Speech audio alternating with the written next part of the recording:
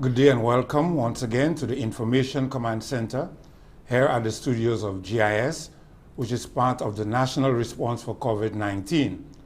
Thanks for joining us on NTN, Facebook, YouTube, as well as our partner stations here in Saint Lucia.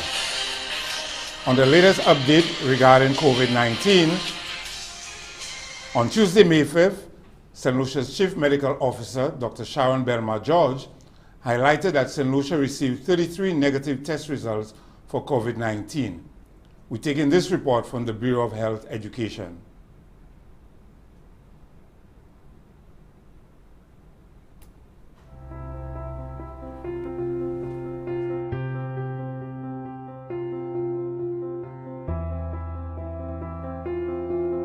As of May 4, 2020, the World Health Organization reported a total of 3,435,894 confirmed cases of COVID-19 globally, with 239,604 deaths. There are now 1,433,736 confirmed cases in the region of the Americas. On May 5, 2020, the Ministry of Health and Wellness received the results of 33 tests conducted on persons who had presented at our facilities and community testing for COVID-19. All of these 33 samples tested negative for COVID-19. To date, a total of 475 tests have been conducted nationally, and of this, 18 persons have tested positive. Of these confirmed cases, 15 are fully recovered and have reintegrated into their communities, and 3 are active cases currently in hospital care. These 3 cases are all stable and are responding well to care from the clinical team. The 5 respiratory clinics which have been established island-wide allow for the early identification, testing, isolation, and treatment of cases of COVID-19. Of the 18 confirmed cases which Saint Lucia has recorded, 12 of them, that is 2/3, have been captured through our community respiratory clinics. This points to the utility of these clinics in efficiency of point of care in the national COVID-19 response. The Ministry of Health and its various departments engaged in implementation of the health sector's response is on high alert, as we all recognize that COVID-19 continues to be a public health threat. It is our awareness of this that drives us to continue to work intensively in implementing all of the core components of our health sector response, including screening, testing, contact tracing, health education, and clinical care. We recognize the efforts of a wide cross-section of the population in adopting the recommended infection prevention and control measures and taking the necessary precautions when going out into the public. We note that many cases of COVID-19 are mild, so we continue to recommend that anyone with respiratory signs and symptoms should refrain from going into public places. We continue to request that every individual practice the standard recommendations to prevent the spread of infection, and these include regular hand washing with soap and water or the use of alcohol-based hand sanitizer where soap and water may not be available, to cover your mouth and nose with disposable tissues when coughing and sneezing, and also to avoid close contact with anyone showing symptoms of respiratory illness such as coughing or sneezing. Also, wear your homemade mask when leaving the house, and maintain a 6-foot distance when in public, even while wearing your mask. Seek medical attention if you have symptoms suggestive of respiratory illness. When shopping, refrain from touching items unless you intend to buy them, and avoid masquerade events and activities at this time. The Department of Health and Wellness, we will continue to provide you with regular updates on COVID-19.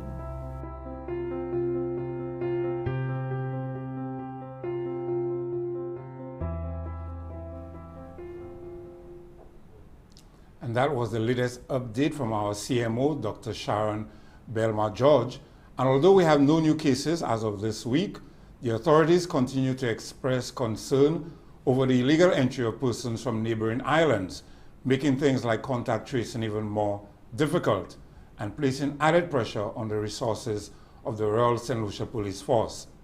Speaking of the Royal Saint Lucia Police Force, on Tuesday morning, the government of Saint Lucia commenced the handing over of 1,650 face shields to improve the safety of our police and fire officers on the front line of the war against COVID-19. The face shields were procured from Event Star, which is a Florida-based company that has also had operations here in Saint Lucia.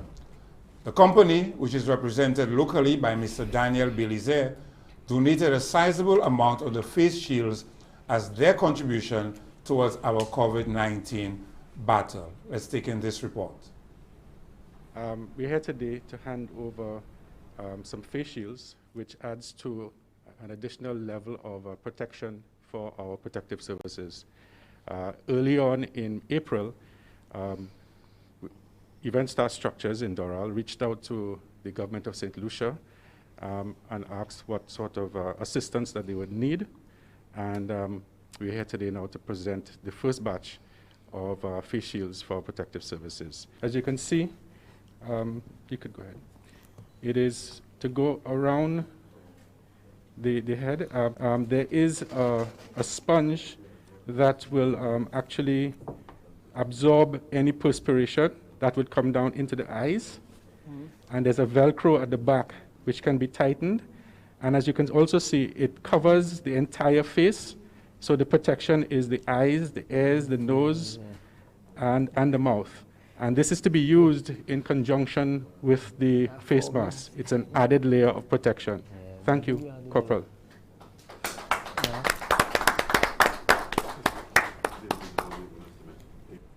And so more assistance coming in there for our frontline workers, particularly our policemen and our fire officers. In another update, this time the faith-based organizations, they will be allowed to operate following particular guidelines that are in place.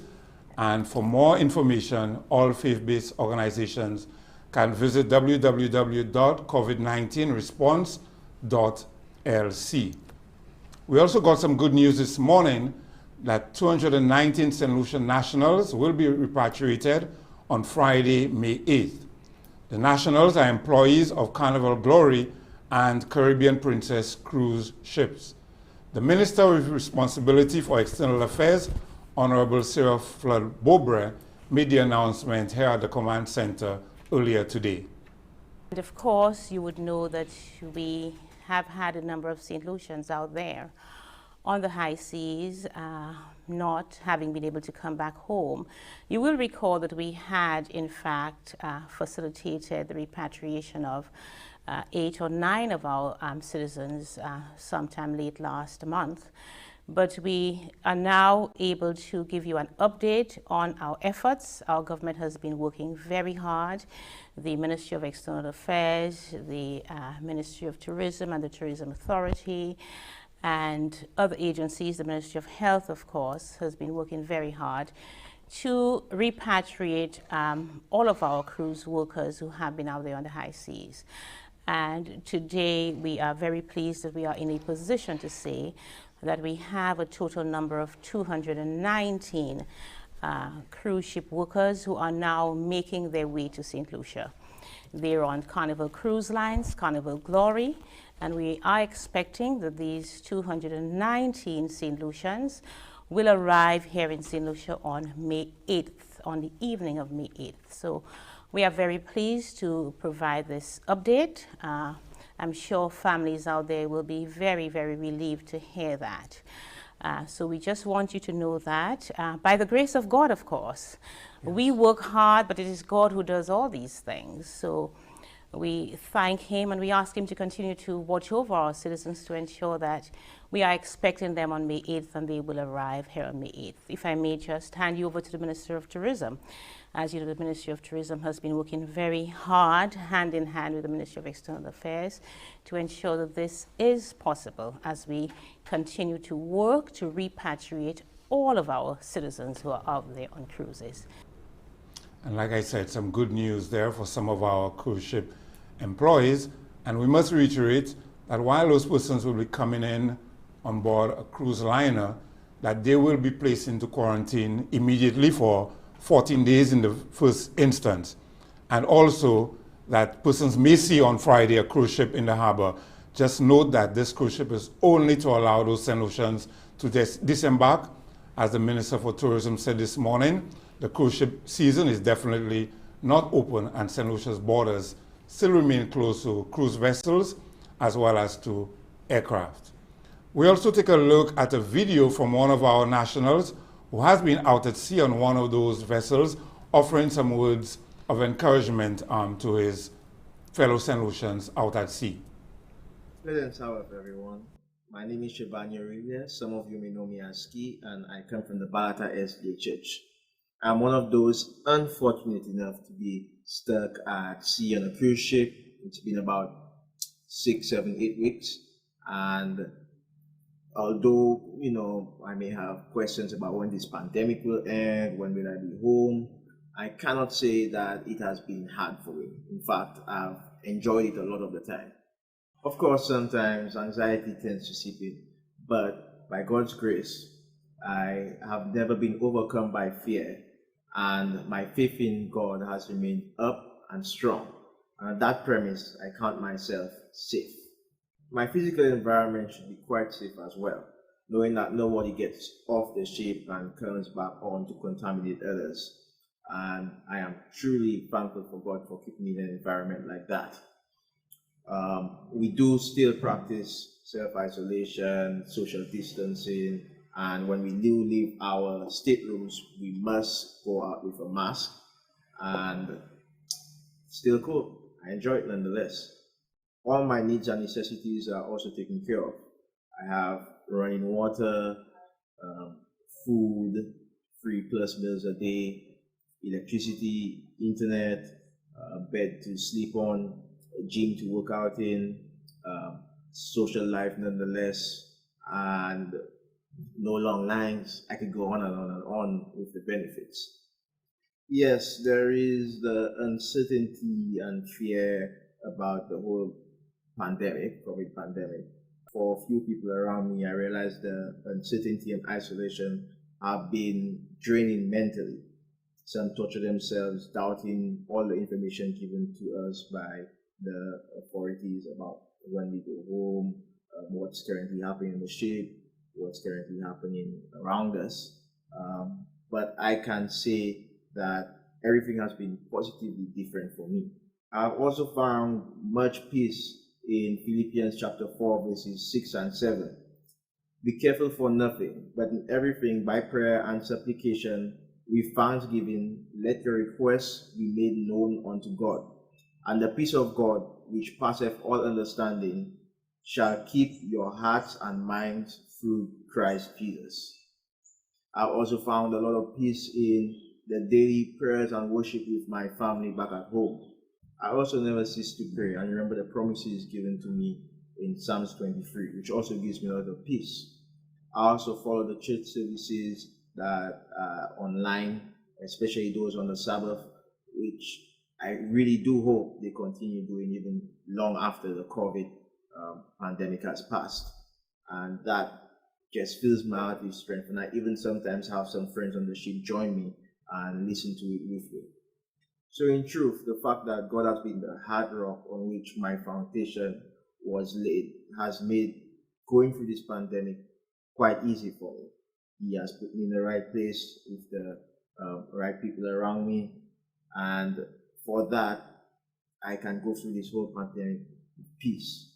And despite unknowing what's going to happen next, I know that He'll always take care of me and my family and loved ones back at home.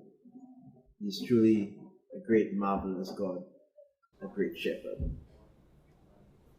And certainly some words of encouragement there from one of our St. Lucian nationals who is still out at sea.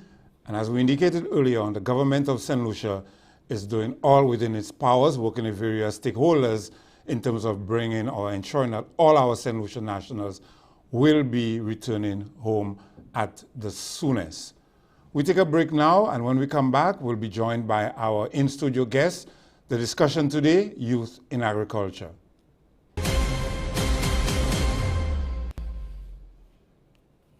Coronavirus? But children are safe, no? Hold up. Children are actually more likely to touch all kinds of surfaces, put their hands on their mouths and their eyes, or sneeze and cough with little thought about hygiene when around others. While children have been seen to recover well from this virus, they can easily spread it to those more at risk, like the elderly or ill persons who have a weaker immune system. Teach the little ones in your care to be little powerhouses of infection prevention. Keep reminding them, wash your hands. Cover your mouth with tissue or your inner elbow when you sneeze and cough. And be sure to praise them when you see them taking these precautions.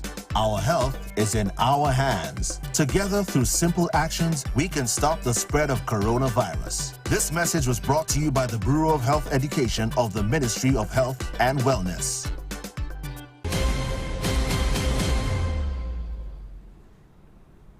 And welcome back to the Information Command Center here at the studios of GIS. We're also live on WVNT 93.5. We now introduce you to our guests in studio with us. We have with us today Zannika Emilien, who is a student in agriculture. And we have Windia, Jaunai, and Jeff Jeffrey of Jaunai Farms. Good day to all of you. Good day, Toni. I'm hoping I'm going to see some more smiling faces today. There's no reason to be nervous or uptight. We know that COVID have all of us a little nervous, but we're all going to be fine. Welcome to both of you. Before we get into the meat of the matter and why we are here today, what we're going to be discussing, maybe each of you could just tell our listeners and our viewers a little bit about yourself. Zannika, you first. Okay, well, as you said, my name is Zannika Emilien. I'm currently a Year 2 student at the Division of Agriculture at the Saint Lucia Community College. I'm also the president of the Saint Lucia National Students Council and also a climate change activist. You're wearing several caps. Yes, I do. Good stuff. Yes. Windia? Good day, everyone. I am Windia Krishna Jaunai. I am from Soufre, a teacher by profession. I was the Youth Entrepreneur 2018 as well, co-owner of Frutage Jeunesse, and also a part of Jaunai Farms. Okay. Jeff? Jeff Jeffrey, today representing Jaunai Farms. A little about myself, I come from a background of farmers, so yeah, I'm here trying to make this better for persons during the COVID time. For a moment there, I thought you'd say you come from a background of DJs. Because I still remember you being at most of the Green Synergy DJ competitions. So that's how I remember you very often. Well, Tony, everything has its time. Okay. Okay. First, maybe with you, Windia, before again we go into the whole agriculture thing and so on. As a teacher, how have you been coping with the whole COVID experience? It has been challenging, of course. However, we need to learn how to adapt to change. So for now, as you know, we do online teaching and learning. So it has been very engaging, and students and teachers, they like the idea of online teaching and using technology as a means of instruction. What grade do you teach? I teach at a secondary school, so Form 1s to Form 3s. I teach English A, English Literature, and Economics. Now, talking about the technology, this is how I came across Jaunai Farms. Using the technology nowadays to put yourself out there, Facebook in particular. Tell us a little more about Jaunai Farms. I think I want to start by by discussing how Jaunai Farms came about. We planted tomatoes, which was due to harvest at the end of March. And the market was already there, the excitement was already there. And so that took place prior to COVID, is that what you're saying? Yes. Okay. And it was on April 3rd, we went down to the farm, and it was heartbreaking to see so many tomatoes just dropping down to the ground because of wastage, and news came pouring in about 24-hour curfew and hotels closing down, so we had no market. And so having recently completed my studies in business, I decided why not put it out there.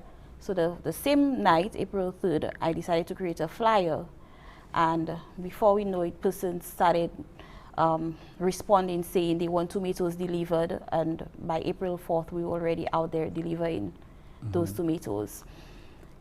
When we came back home, other farmers, they were crying, saying that their produce as well, there was a lot of wastage. So again, I decided, why not create a business and help out farmers? So we had a meeting, and then in no time, the logo came out, an official flyer from Expert Science came out, the page was up, and that is how Jaunai Farm started. So you serve as a conduit for other farmers, the produce of other farmers as well? Yes, in the community. Yeah. Okay, good. Well, just adding, we sold the tomatoes, we delivered tomatoes, but you know, customers kept on asking, what else? What else? Now, hearing the other farmers cry, you say, why not engage them and see what we can get from them at reasonable prices and bring it to the customers. Prior to COVID, we had a market, but after that, we didn't. We didn't have a market to go. So, while all this was being said, I spoke to Ms. Jaunai and said, why not bring the product to customers? Bring the market to their house. Instead of waiting for them to come for it, and they can't leave their house because we are on lockdowns. We can use that and bring the product to them. Now, I keep hearing, you know, the first ones I'm hearing saying this, we lost a market or there was no market. Is it that, I'm listening to the conversation, is it that there was no market, or there has always been a market that has been ignored? Because when persons say we lost a market, what comes to mind is that the hotels are now shut down. But now that persons are calling to order the stuff, it means that there was always a market for the produce. Is it that that market was being ignored? I think it can go both ways. The market that we had, it was selling to hotels. So this market was closed. And as a result, we found a way to form a new market. So like you're saying, maybe it was ignored in the past, and as a result of COVID, it came about. Now, we've been hearing a lot more lately. I mean, again, it was said in the past, you know, buy local, grow local, eat local. But now more than ever, that slogan is very apt. What do you think could be done to ensure that even beyond COVID, that this remains, that we buy, we support, we grow, we eat, as the slogan again says, from the farm to the table? What can be done to ensure that this continues beyond COVID? Well, beyond COVID, as we come on saying, I saw a video which showed the people's on lines waiting to go to the supermarket. In all honesty, a lot of our products we buy are imported. So the hotel market we know the hotel's going to buy our products. But whereas when we have imported material that is cheaper than our products, cheaper to bring, because on the farm we have capital costs and whatnot, and we don't get the maximum revenue from our local market, right? So that's why we tend to go to the hotels. So we're going to maximize what we get in. Okay. Right? If the way we can produce for our local market is if we get some help on our capital costs, where is labor, seedlings, more land space, so that we can increase our output, stuff like that. Okay. What I think should be done, firstly, we need to create what I like to call a movement. I think we need to stop hearing that agriculture is important and agriculture is vital, and we need to put it into action. We need to have a transformation where we try to solve one of the components of food security, which is maybe availability of food, stability of food, access to local produce, and also we hear a lot about the world, starvation in the world. So we need to try to link it with one of the sustainable development goals. Number 2, which is zero hunger, because as we know, research has shown that there are over 800 million persons who are hungry and just cannot get access to food.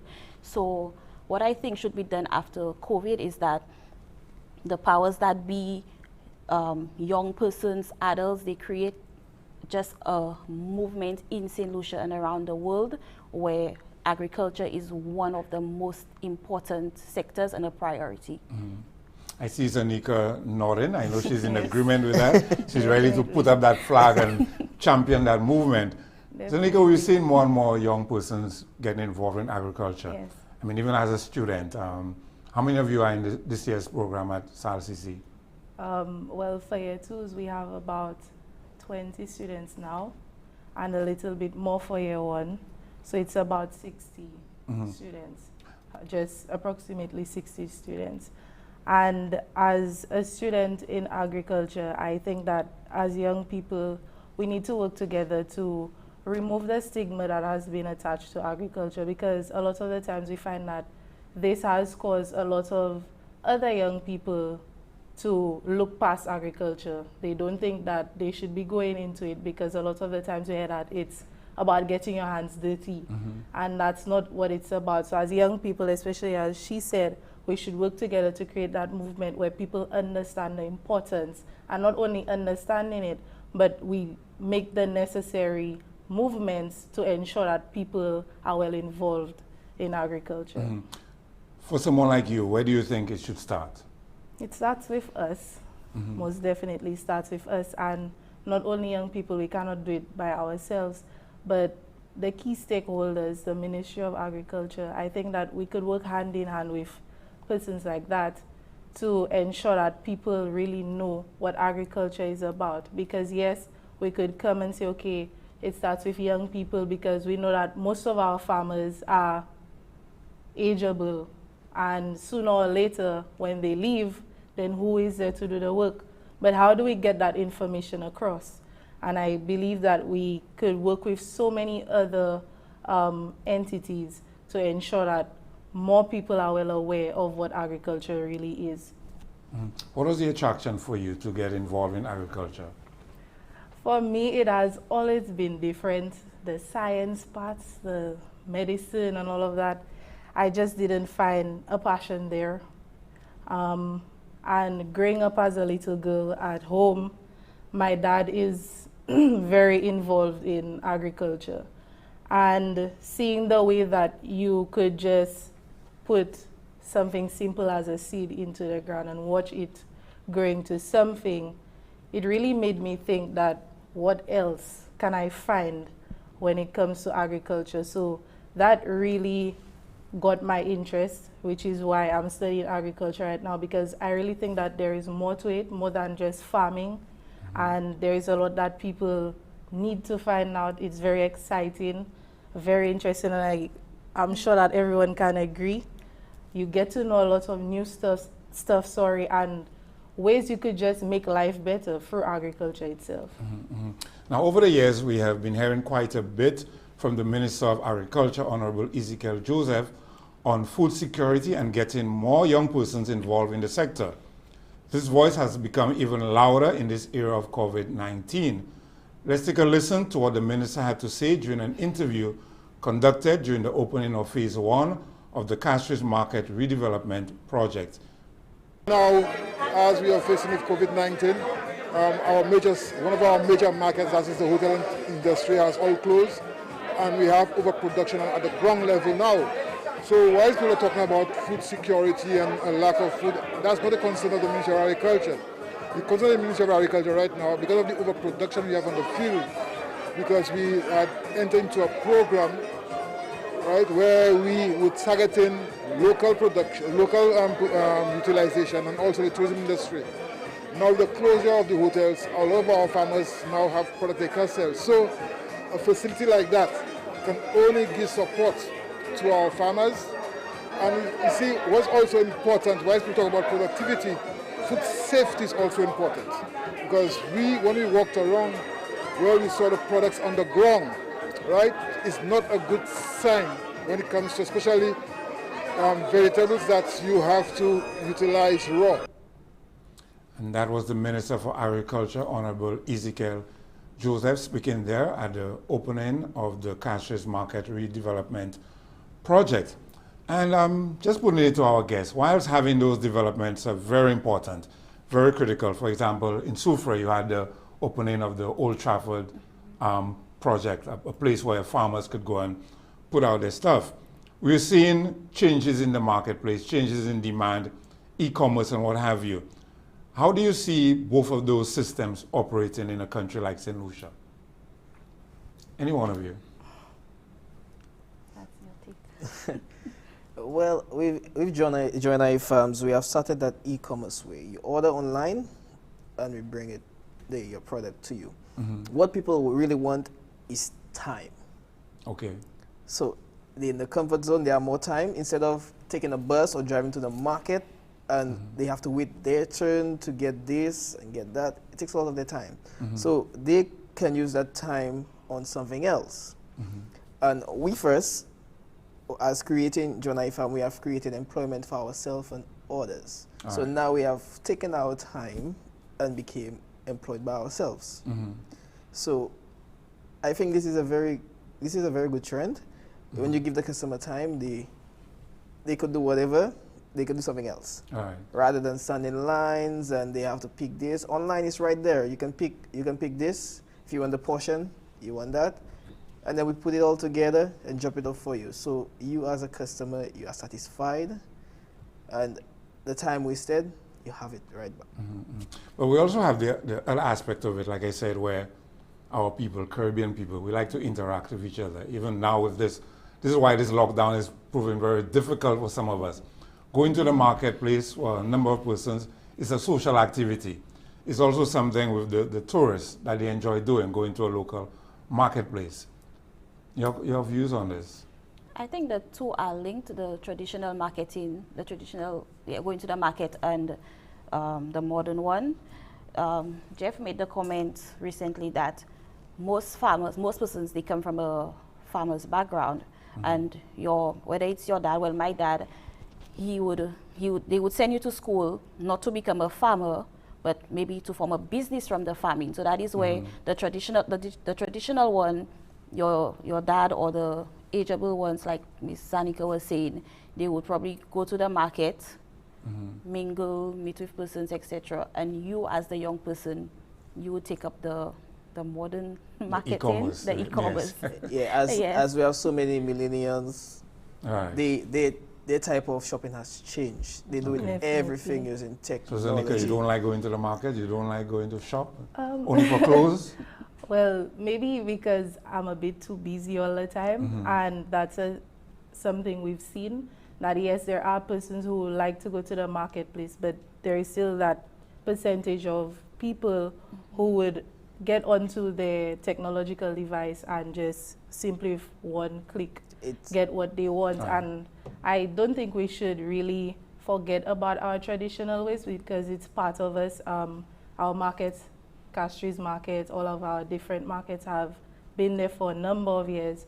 But at the same time, with technology, I mean, things have become much easier. And even with these marketplaces, we could even use, such as your business, could go to these markets and even get some produce to put onto their websites to sell. So certainly the linkage is always there. And speaking about linkages, it would be remiss of me, Windia, not to bring in the other aspect of your business, which is the fruitage jeunesse. And again, I remember a couple of years ago when I interviewed you guys, this was always something that you were interested in terms of supporting local farmers. I remember clearly you making that point, I'm getting the fruits locally. Just speak to that a bit. Well, we are currently working with over 10 farmers. 10 or more. 10 or more farmers. So I am still just as passionate with young persons, with farming, with agrotourism. So we are working with these farmers and more right now with Jaunai Farm. So we kept our suppliers. Our fruitage used to do smoothies, but now because of COVID and whatnot, we still keep on with the farmers, the same produce, but we distribute it in a different way. Okay. I'm still disappointed I didn't get a smoothie today. Very healthy stuff. In a time when you're talking about keeping your immune system up, I could have done with a good smoothie right now. What are the prospects for you in terms of exporting in the long run? This is one of our main aims right now, working on finding markets regionally to export possibly tomatoes, peppers, whatever it is. Notwithstanding, Ms. Jaunai, I watched the news recently and it showed in Trinidad and Tobago where there's going to be a particular decline in the food supply. And I believe if, as a region, we should look at our neighbors to help them when they need. And I believe that we can have a comparative advantage in agriculture. We have the land space, we have the labor for it. If we can create, or if we get to produce so much, we do get to produce so much, but it's there's a lot of wastage. So we can look at this as a time where we can help Trinidad, because we buy a lot of things from Trinidad. Why not send our agricultural products to Trinidad or neighboring countries? So this is what maybe the government or the Ministry of Agriculture have to look into, about supplying the neighbors of what we produce. A lot, we produce a lot, but there's a lot of wastage because we cannot store it because of its lifetime. But if we get to ship it close by, that. I think part of that wastage, and maybe Zannika could comment on that, is for a lot of young persons in particular, their preference to some of the foreign fruits as opposed to a local mango. I mean, these days you see mangoes just falling down by the wayside and persons literally ignoring them. You know, care to comment, Zannika? Definitely. When it comes to young people and their preference when it comes to the things that we eat, again, I don't think they have the motivation to go out there and see what's there for them. As you said, we have mangoes wasting, and young people are not interested to going under a mango tree and picking it up. That's just the reality of things. And I must say that I'm very happy today to know that they have a business where they could bring it to you, because young people would be very happy to know that they could just tap their phone and, okay, I could get like 6 mangoes and 10 wax apples next week. And that's the sad reality of things, where we have young people not being interested in what is being grown or what we have here locally. I think there is, again, the stigma attached to it, that young persons believe, why would I go beneath a mango tree and pick mangoes or pick them up?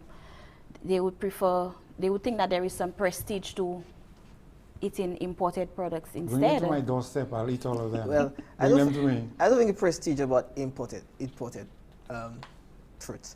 I think it is basically, why go to the market and go to the supermarket, which is cool and nicer, and the food is just there on the stall. It's not outside there. But it's also the choice of fruits when you go there. Yes. Because at the supermarkets, you do get some of the local fruits and what have you. And going back, even with you, Windia, as a teacher, well, you teach some of the older students, but even the younger students, you see what they come to school with in their lunch bags. You know, as opposed to the apples, the golden apples, and the mangoes and the ripe bananas, you get the grapes and the apples and what have you. So even with re-educating our young persons from a very tender age, you know, because our fruits are a lot healthier, a lot better. We employ some good agricultural practices here in Saint Lucia. So the revolution we've been talking about has to start with our food security, and just rebranding in persons' mind that, you know, this is good for us, and not only our food security, but the health of the nation as a whole. That is why I believe that agriculture is very undervalued, that somebody would find it more convenient, and again, I'm using prestige to go to the supermarket and purchase a hand of bananas, mangoes, apricots, instead of going to the market where you could get it maybe cheaper, but they would prefer go to the market, go to the stall and argue and say they're not paying for that. But at the supermarket, there is no problem in paying for it. So where is okay, so could I just say, apart from the price, let me just say one of my personal pet peeves in terms of buying by the market, which I do very often as opposed to going to the supermarket. Wait. You go to the supermarket, you pick up what you want, it's wait for you. I just find it very difficult, 2019 coming into 2020, that we have not reached a point where I could go to the market and you have all of the vendors with calibrated scales that I choose my oranges, I put it on the scale, and I pay in weight, as opposed to seeing 6 oranges in a bag, 3 big ones, a medium one, and 2 tiny oranges, and $10. Well, at Jaunai Farms, we do have our scale that we travel with. So we do not, yes, you pre-order, but we do not pre-package. We like to have the customers come out and show you what we are giving you. So we put out the scale, we wait for you, so you will know that you are getting value for your money. But Toni, funny thing that sometimes you see when you put it on the scale and they see the amount it weighs and the portion is not what they think it's supposed to be, then they turn their backs and say, that's too small of a portion, but it actually weighs with that. So I think it goes 2 ways. But I think it's something that we just have to get used to over time. But at the supermarket, you see what it weighs when you get your receipt. Yes. But at the market, if they wait for you, then you might say, no, I'm not going to pay for that small amount, even if it weighs that amount. Right. Yeah, I so get that's a different way of looking at it. Zannika? And even more so, we need to not forget that a lot of our farmers are stuck in the traditional ways. So you might want to introduce that to them, but it would take a while for them to agree to bring in scales, because I mean, for the past few years, they would just pick up 6 mangoes and put it in a bag, and that's $5 for them. But I think working with them and helping them to understand that we're moving along with the times, that certain things need to be changed and that they need to adapt to different measures when it comes to selling their produce. Okay. Quite an interesting discussion we're having here today, youth in agriculture. We take another break, but stay tuned for the final moments with our guests. What's in the food you're eating? Do you really even know? All the chemicals and hormones used to accelerate their growth. All the artificial flavoring, sweeteners and colors too. We consume and we don't spare a thought for the damage that they'll do. No, think about the children. Think about the children. How will we save them? Chemicals and GMOs are not the solution. Use organic and join. Excessive agrochemical use, additives, and genetically modified foods are harmful to health and the environment. Join the good food revolution. Grow, buy, and consume organic. A message from Rise Saint Lucia and the Ministry of Sustainable Development with funding from the GEF Small Grants Program, UNDP. The good food revolution. The Good Food Revolution. Welcome back. On today's program, we are talking about youth in agriculture and food security. Before we continue the conversation with our guests, we're taking this public service announcement from the Ministry of Agriculture. COVID-19 is a new pandemic disease as declared by the World Health Organization. It is transmitted directly by respiratory droplets when an infected person coughs or sneezes, or indirectly through rubbing the face with contaminated hands. There is still no specific treatment or vaccine against COVID-19, and as such, the farming community should adhere to some special recommendations. Ensure that farm clothing and gear is clean. Wash hands thoroughly before harvesting crops. Use face masks and head ties whilst harvesting, cleaning, and packaging crops. Use all safety precautions when transporting crops to the markets and depots, such as handling crates and crops with only clean hands and covering sneezes and coughs with a tissue or the inner arm to ensure body fluids or droplets don't get on produce, and washing hands or using hand sanitizer after using the tissue. More than ever before, your important role as gatekeepers of St. Lucia's nutritional, health and food security should be taken seriously. When you exercise these precautions, you not only safeguard your health, but also continue to allow all St. Lucians access to freshly grown fruits, vegetables and other local crops. Remember, it is our responsibility to ensure our nation eats fresh, St. Lucia's best.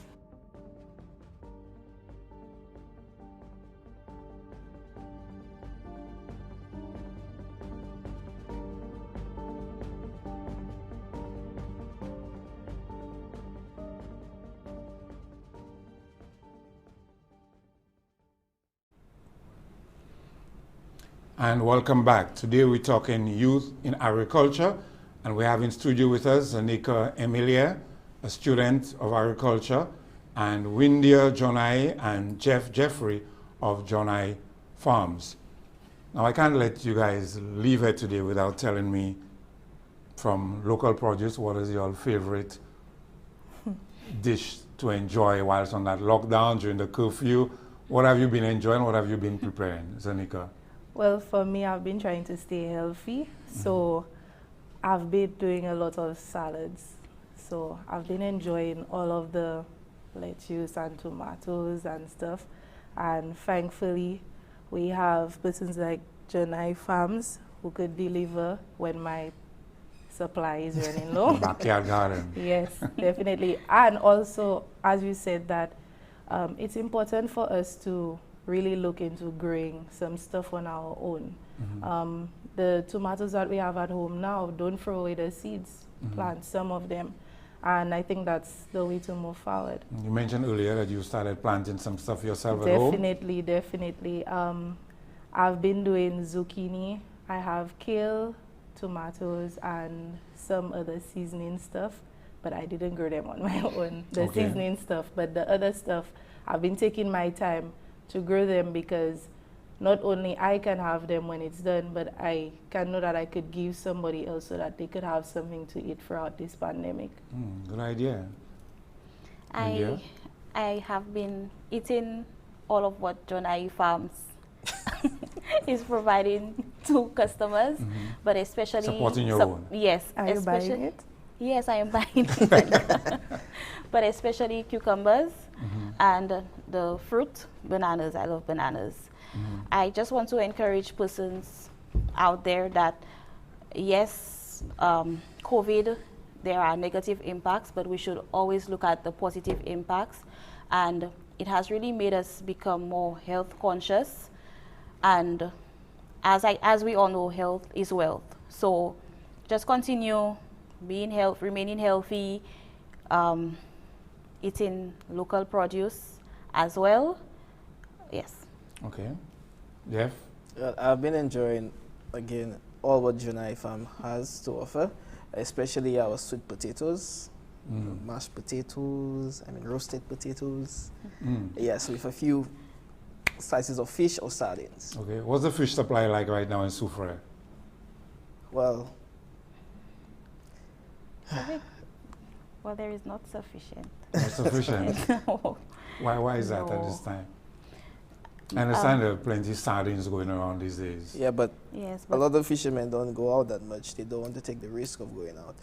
Okay. Yeah, and even if they go out too, they don't really get a big catch because my dad does some fishing as a hobby, and when they go, because there's a lot of free time now, when they go, it's not much that they get. So I think the fish quarantining as well. Yeah, the entire world is. Yes.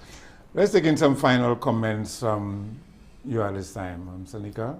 Okay, so before we leave, I would just like to encourage everyone, especially young people, to take this time to get to know more about agriculture, get to know what you can do in the different fields of agriculture. There's a lot out there on the internet. I mean, we're stuck to our devices these days, so take some time, research, and also get into some planting. You could start small, like I said, don't throw out the old seeds from the tomatoes when you're done, but instead plant them. See the different ways you could plant stuff. I mean, there are makeshift stuff that you could do if you don't have planting space, as in land space to plant. So look at these things and what way you could grow something that at the end of the day you yourself can have. Windia? Like I said before, I would just appreciate that persons would stop saying that youth, they're important and agriculture is important. I would appreciate if something more is done to show that this is vital, that agriculture, not just produce, but the entire aspect of agriculture, that is what we need to survive. And I would like to thank all my customers, all the customers of Jaunai Farms, those who support us, those who call weekly, those who send photos. And for those listening right now and watching right now, let them know how they could get in touch with you. Okay, we are on Facebook, Jaunai Farms, and also on Instagram. You can also contact us on 518-9201 or 712-3397. As I was saying, I would like to thank all my customers. They are so amazing. They actually try different dishes with the produce, and they have formed it into a competition. So they would post and find out who are the winners, etc. So thank you so much. Thank you to all our farmers as well. Yes, thank you. Yeah. Final words. There is, to young people out there, there is entrepreneurship in agriculture. Decide on what aspect you take on it. You have your land, you have your labor, and the output, your product, you sell it and you get an income out of it. So the agriculture, again, take away the stigma of just the soil, and you will gain revenue in going into agriculture. Well, once again, thank you to all of you being here. We've had quite an interesting discussion. Hopefully in the future we'll follow up. We'll continue the discussion on the agriculture revolution involving young persons, and hopefully we'll get more and more persons being inspired by other young persons like yourself to get involved in agriculture at various levels. So thanks once again for joining us. Thank you to all our listeners and our viewers. Continue to be safe and keep adhering to the protocols, wearing your mask when in public, physical distancing, washing of hands frequently, and keep in mind, as always, like I keep saying, that this too shall pass. Let's take in this final word of a PSA provided by the Red Cross, UNDP, and SIDIMA. And in the latest news, the coronavirus, or COVID-19, continues to be a health emergency across the world. Caribbean people are concerned. Everybody know about COVID-19. COVID-19. Keep socially distance and your proper hygiene. Wash your hands then clean. And don't discriminate, cause it might be. It very well could be. Somebody will look like you or look like me. Listening. We're in this together. We all got to work with each other. Look out for our friends and our neighbor. And if you feel sick, don't be afraid to call the doctor. Red Cross volunteers from across the Caribbean, working hard to fight discrimination. So if a person should feel ill, then they will contact the authorities without hesitation. The most vulnerable are the elderly, but the truth is it can infect anybody. So what we need is solidarity. Everyone helping everyone like a family. So this is a message to the nation. Make sure you seek out the right information from official sources like the Ministry of Health, Red Cross, and the World Health Organization. Everybody know about COVID-19. COVID-19. Keep socially distance and your proper hygiene. Wash your hands then clean. Don't discriminate, cause it might be. It very well could be. Somebody will look like you or look like me. Listening. People around the world facing this pandemic. Coronavirus have the whole world a panic. Now is not the time to be fearful, but to be careful, supportive and empathetic. This is the state of the society. Some people full of fear and anxiety. Yo, a lot of fake news in the community. But what we need now is more love and unity. So this is a message to the nation. Make sure you seek out the right information from official sources like the Ministry of Health, Red Cross, and the World Health Organization. Everybody know about COVID-19. COVID-19. Keep social socially distance and your proper hygiene. Wash your hands then clean up. Don't discriminate cause it might be, it very well could be, somebody will look like you or look like me. Listening, we're in this together. We all got to work with each other. Look out for our friends and our neighbor. And if you feel sick, don't be afraid to call the doctor.